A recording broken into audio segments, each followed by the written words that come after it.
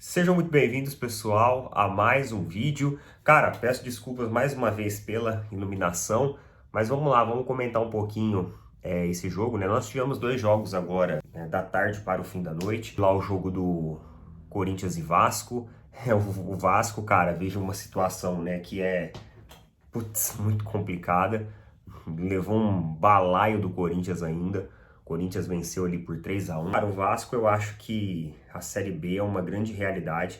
A gente até fez um vídeo comparativo, né, para falar sobre essa situação do Vasco. Não jogou bem, mostra que é um time muito ineficaz, muito inofensivo, enfim, extremamente frágil. É bem provável, cara, que realmente se os caras não mudarem essa postura e vier com um segundo turno praticamente impecável, os caras vão visitar a Série B mais uma vez. Então, uma situação muito complicada lá vive o time do Vasco.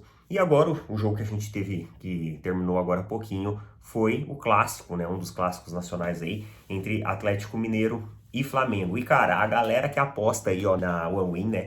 Que é os nossos parceiros lá, eu sempre dou aqui umas dicas que eu vou apostar, de como eu vou fazer e tudo mais. Eu havia falado que estava pagando bem na vitória do Flamengo e estavam pagando bem no empate. Eu coloquei na vitória do Flamengo, então o Flamengo veio, ganhou. Obviamente que do ponto de vista palmeirense, essa vitória não é muito boa, porque o Flamengo abre, né, uma distância maior do Palmeiras. O Palmeiras se vê obrigado amanhã em vencer para continuar disputando as primeiras colocações. Mas do ponto de vista ali de, ó, din-din, é cash, mano, é cash. Eu imaginei que o Flamengo venceria esse jogo, tá? Pela própria situação que vive o Atlético Mineiro. Pela própria situação que vive o Atlético Mineiro. Eu só espero agora que o Palmeiras não me faça ali o desfavor de levantar defunto na Libertadores. Se os caras vencessem hoje o Flamengo, os caras eles iam chegar com muito gás na Libertadores para enfrentar o Palmeiras. E agora não. Agora os caras ampliam ainda mais a pressão que eles estão sofrendo. 8 jogos sem vitórias. É um resultado que não aparece. Então, assim, os caras chegam já na Libertadores ali com toda a turbulência de torcida, com toda a crise de bastidor, com toda a instabilidade técnica, enfim. Vão chegar às avessas para enfrentar o Palmeiras na Libertadores. Falando sobre esse jogo mais especificamente, cara, o começo do jogo, o Atlético Mineiro imputou bastante dificuldade pro Flamengo. Os caras vieram ali ligado no 220. E assim, mano, tentava de qualquer forma subir nas suas linhas, tirou a posse de bola do Flamengo, tentava atrapalhar o meio-campo. Então, assim, começaram o jogo até melhor que o Flamengo.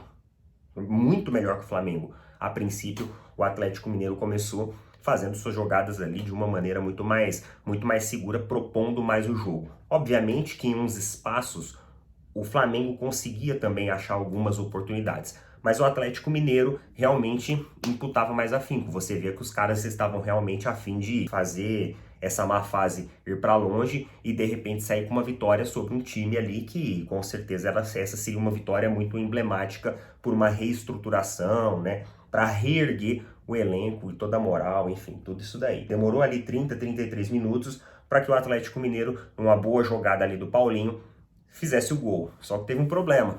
Esse gol teve como origem, na minha opinião, uma falta. E eu acho que foi falta. Ali no pé do Bruno Henrique, né? Porque foi um pisão, né, mano? Independente do pisão ser fraco ou ser forte, é um pisão.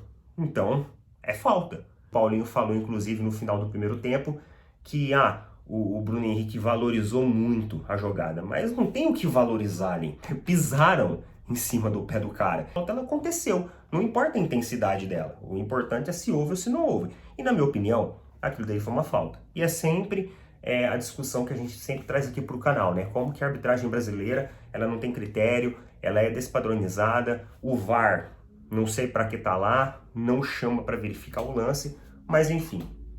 O Atlético Mineiro sai na frente, o Flamengo sente o gol, o Atlético Mineiro amplia a sua confiança, né? Começa a jogar ali até com mais vontade, e aí vem o segundo tempo, e o Atlético Mineiro, no início do segundo tempo, mostra mais confiança e mostra um volume de jogo melhor e um jogo mais sólido, projetando algumas oportunidades para um eventual segundo gol.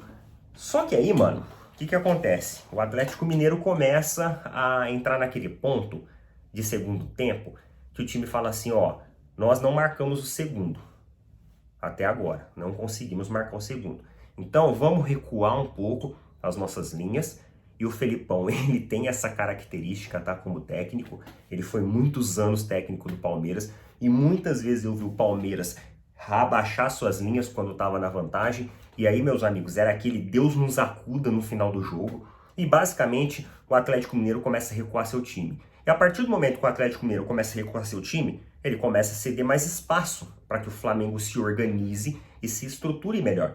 Então, o segundo tempo do Flamengo, ele começa, embora até o Atlético encontre uma ou outra oportunidade, né, ameace uma ou outra vez, o Flamengo começa a estruturar melhor o seu jogo, começa a ter mais posse de bola e começa a ter mais confiança. Voaram as linhas cedo demais. E aí o Flamengo teve tempo para fazer toda essa reformulação e essa reestruturação. E aí, cara, eu acho que um dos grandes gênios aí do nosso futebol, que atua no futebol brasileiro, chama-se Arrascaeta. E quando você tem Arrascaeta no time adversário, você não pode dar bobeira. Você não pode deixar com que o time se organize pelo meio. E foi justamente isso que aconteceu. O Flamengo começa a adquirir mais consistência, começa a adquirir mais volume de jogo, e é quando sai uma falta ali no início da área, no comecinho da área. E hoje tivemos um gol de falta do Arrascaeta.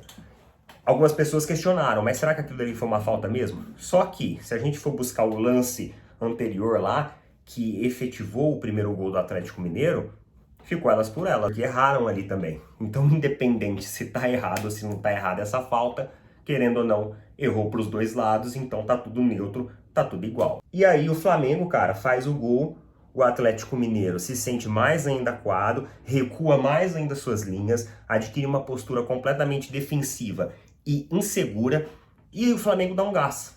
Aí o Flamengo melhora. O Flamengo realmente entra no jogo, porque o primeiro tempo do Flamengo foi um primeiro tempo apagado, um pouco bagunçado, um pouco desestruturado. O segundo tempo começou a melhorar, só que aí depois do primeiro gol, aí sim o Flamengo começa a ir atrás do jogo. E aí, cara, não demora muito para que uma assistência do Arrascaeta encontra o Wesley ali muito bem posicionado para fazer o segundo gol e o gol de virada. E a partir daí, cara, o Atlético Mineiro realmente fica totalmente abalado emocionalmente. Você vê que o time sente muito, o time perde totalmente a confiança, o time começa a errar muito passe, o time se desestrutura completamente dinâmica e taticamente. E, mano, o Flamengo entra naquele jogo que ele queria, né? Era um jogo onde ele precisa só segurar a posse de bola e esperar o apito final, até porque o gol de virada foi muito próximo ao fim do jogo. E aí termina a partida. O Flamengo vence de virada por 2-1. Quem, inclusive, seguiu a minha dica aí, ó, na One Win, ganhou uma graninha, porque tava pagando mais que 3. Então, mano, segue as nossas dicas aqui. Tá, às vezes a gente erra, mas às vezes a gente acerta também. Faz parte, né? Faz parte do jogo.